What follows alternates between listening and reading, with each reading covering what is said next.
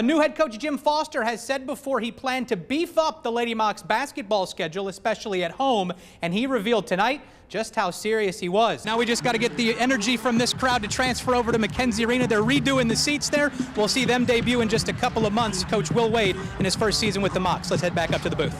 Kevin Revis said this visit to Samford hurts not because it was a loss, but because for the first time all season, UTC no longer controls its own destiny. The wait to take the field again seemed endless for most playoff teams, but likely far longer for those in Marion County. He's the only Moc right now with NCAA tournament experience from 4 years ago, and the hope is that Hampton can instill some March magic into this young Mocs roster. Can't hit the ball if you can't see it.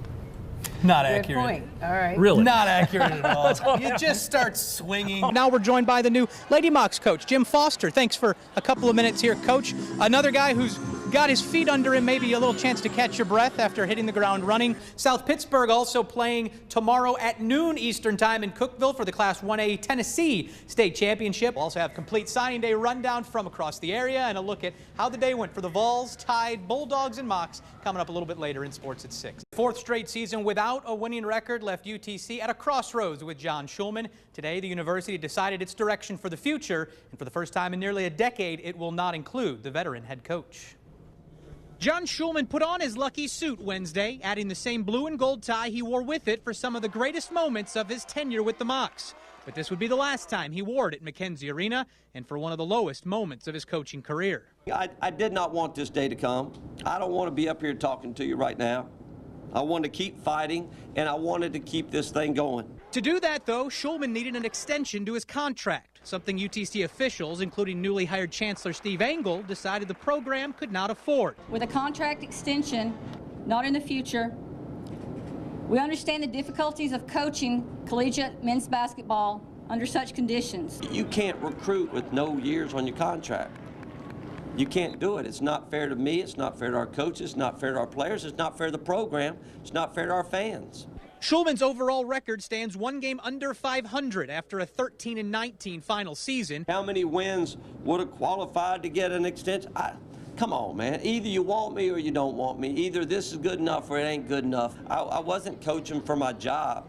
I was coaching for those kids. And that makes the business side of the deal so much harder to stomach, but it also allows him to leave with no regrets. I want to help young men grow and become better players and better people. This is why I coach. I'm awfully proud of what we did. And now it's time to say goodbye. Thank you!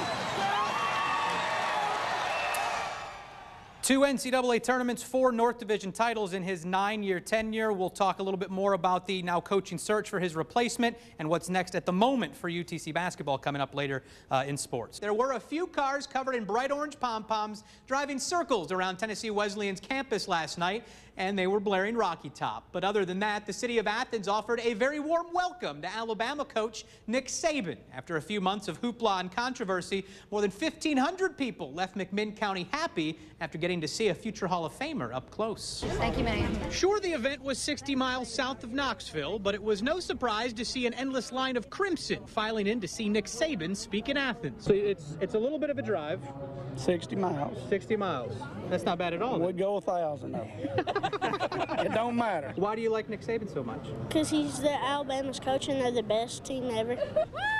But it wasn't just a bunch of Bammers. Several fans of Saban's SEC rivals dropped $50 a pop to hear him speak as well. Some even brave enough to wear their school colors. Well, this is Athens where I live, so I just kind of, didn't want to pass up the chance to see Nick talk and just thought it would be a good opportunity, even though I have and will never like Alabama. I just want to hear him. I think he's really a great coach. He's a winner, and he's no nonsense, or appears to be, and he doesn't put up with any monkey business. There was plenty of monkey business leading up to this event, thanks to some backlash from Vol Nation. But the visit was about much more than a football rivalry to Saban. It's about, what we do for people, how we try to help people, how we try to support charities, and there's a lot of wonderful people here. And I grew up in a community a lot like this, and a lot of, people that are just, people that have great values. And that was his script for most of the night, leaving football on the side to motivate and serve others. They wanted me to talk about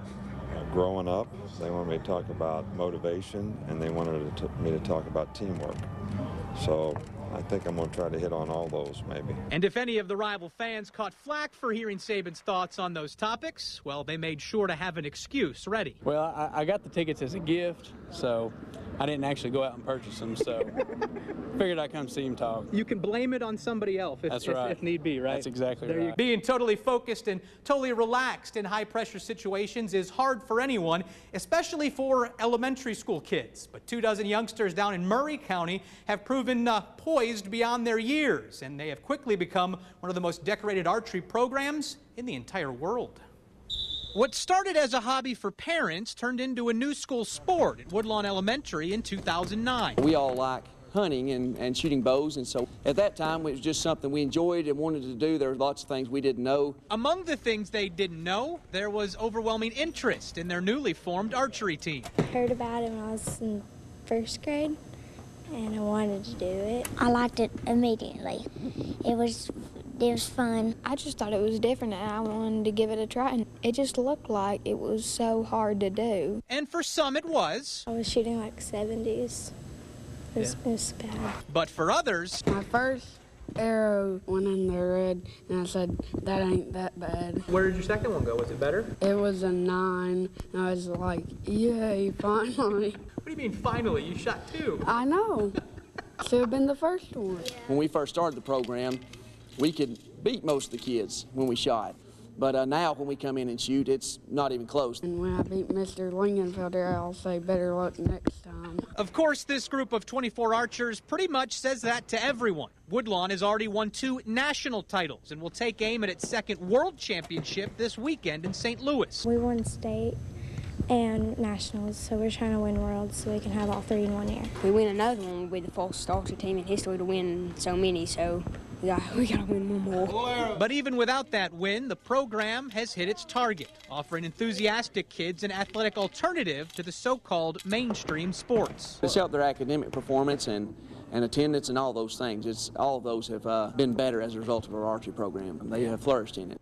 Indeed, Hickson could have seen another 6-2A rival in round 2 if Central could have pulled off the upset on the road. The 6-seeded Purple Pounders were up north at Sequoia, the number 3 seed. We missed the Pounders field goal on their opening drive, and that was bad news because they didn't do much else the rest of the night. All Sequoia as Alex Stokely has the short TD run for a 14-3 Sequoia lead. And then on offense, the Pounders trying to go to the air. Scout Morgan up top, picked off by the Chiefs' J.J. Harmon. So coming the other way, they would convert. Brett King would go to the air, and he would not throw it into the other team's hands. It would be a touchdown pass to Garrett Dalton. 22-6 at that point. Sequoia goes on for the 34-3 win. And as Paul told you, we'll visit Hickson next week in round 2. Signal Mountain, the top seed in that Class 4A quadrant. The Eagles drew Marshall County in the opening round tonight and wasted no time. Opening drive, Dimez Franklin, the nice little trap, little misdirection, 28 yards. It's a 7-0 Eagle lead,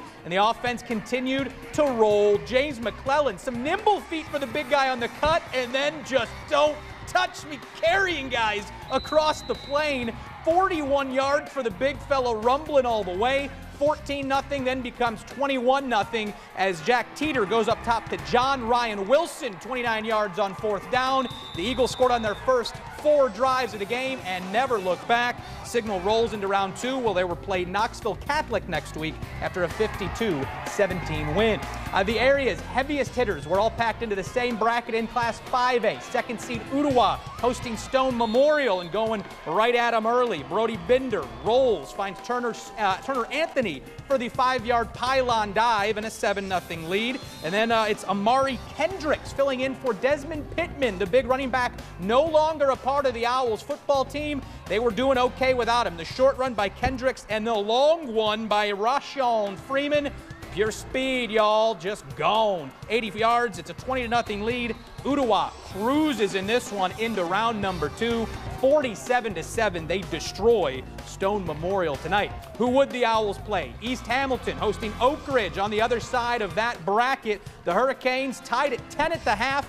get a big touchdown run by Hunter Moore. Diving, the big dual threat quarterback, gives the Canes a 16-10 lead. High fives all around, and then some high fives for the special teams. They blocked the punt. Austin Gatewood in off the foot of Logan Hammonds. The Canes recover, going the other way. They give to David Whiteside. Give him 6. 35 yards for a 23-10 lead. The defense would add a safety and shut it down from there. Oak Ridge was trying to fill up the home stands, and that riled up the home crowd and the home Canes. 25-10. They'll see Ottawa in a rematch next week. 9-1 Ray County, the big dog in that quadrant. The top-seeded Golden Eagles opening at home against upset-minded Lenore City, who pulled off an 8-1 upset last year. They had a 24-21 lead in the third quarter over the Golden Eagles until Jacob York punched it in from a couple yards out right there for a 28-24 Ray lead. And then Austin Dotson on the next drive, play fake to Taylor Jenkins, 35-24 Ray. And that would be your final. The top-seeded Golden Eagles now 10-1 after an 11-point win at home tonight.